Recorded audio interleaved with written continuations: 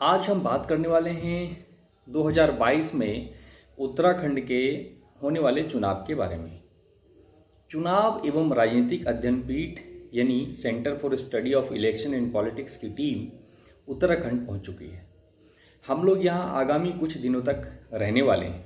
वैसे हम यहां आने में लेट हो चुके हैं, कोविड के कारण हमें यहाँ पहले आना था, किंतु किन्हीं कारणों से कोविड के कारण से हम यहाँ नहीं आ सके, लेकिन अब हम आ गए हैं। अभी भी स्थिति जो है उतनी क्लियर नहीं हुई है। अभी भी कोविड के प्रभाव से लोग उबर रहे हैं, लेकिन उसके कोविड के लक्षण लोगों में अभी भी मिल रहे हैं। अभी भी लोगों को सावधानी रखनी चाहिए। हम इस समय कमरे में हैं, इसलिए हमने मास्क नहीं लगाया हुआ है।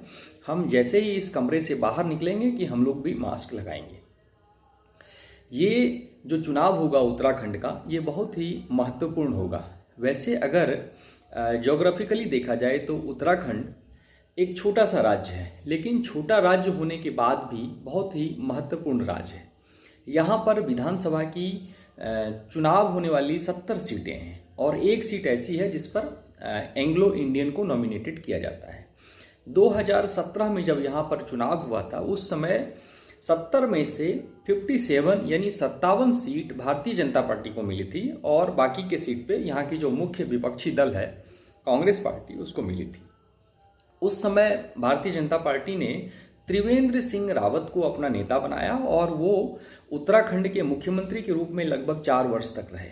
बाद में उनके ऊपर कुछ आरोप प्रत्यारोप लगे और उस आरोप की हालांकि अभी न्यायालय में मामला विचाराधीन है और उनकी कार्य प्रणाली जो थी वो भी शायद जो बीजेपी के शीर्ष नेतृत्व के लोग हैं उन्हें पसंद नहीं आई और उन्होंने अभी पिछले दिनों मुख्यमंत्री से त्रिवेंद्र सिंह रावत जी को हटा करके तीरथ सिंह रावत जो वहाँ के सांसद हैं उनको उन्होंने मुख्यमंत्री बनाया।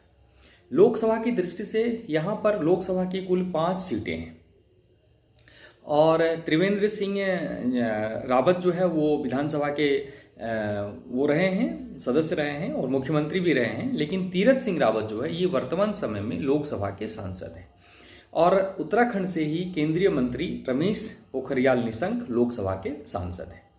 जहाँ तक राज्यसभा की बात है तो यहाँ पर राज्यसभा की 3 सीटें हैं, जिनमें से 2 सीटों पर कांग्रेस के लोग हैं और 1 सीट पर बीजेपी के लोग हैं। बीजेपी के जो नेशनल मीडिया इंचार्ज हैं अनिल बलूनी जी, वो यहाँ से राज्यसभा के सांसद हैं।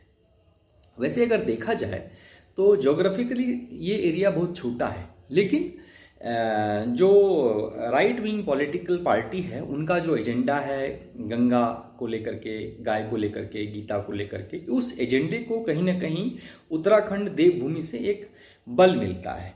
उस दृष्टि से उत्तराखंड बहुत ही महत्वपूर्ण हो जाता है भारतीय जनता पार्टी के लिए और उतना ही महत्वपूर्ण होता है कांग्रेस पार्टी के लिए। और यहाँ का एक ट्रेंड भी देखने के लिए मिला है कि एक बार यहाँ पर भारतीय जनता पार्टी की सरकार बनती है और एक बार कांग्रेस पार्टी की सरकार बनती है।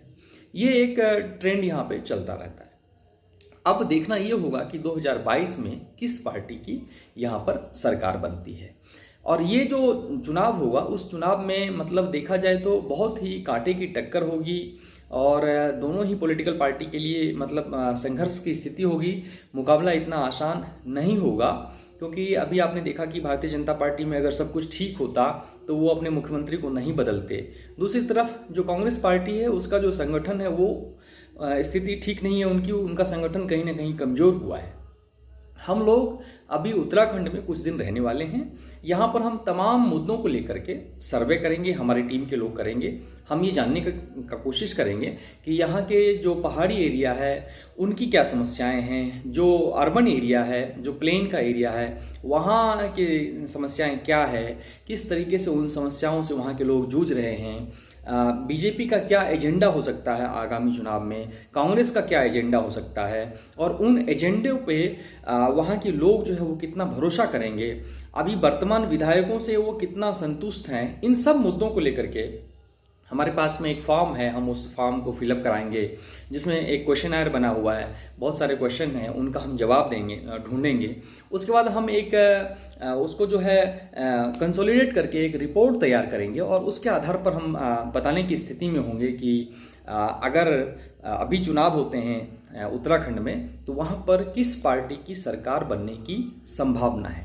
इन तमाम मुद्दों को लेकर के हम समय समय पे आपको अपडेट करते रहेंगे। आप CSAP यानी centre for study of election in politics का जो ऑफिशियल फेसबुक पेज है उसको आप देखते रहिए।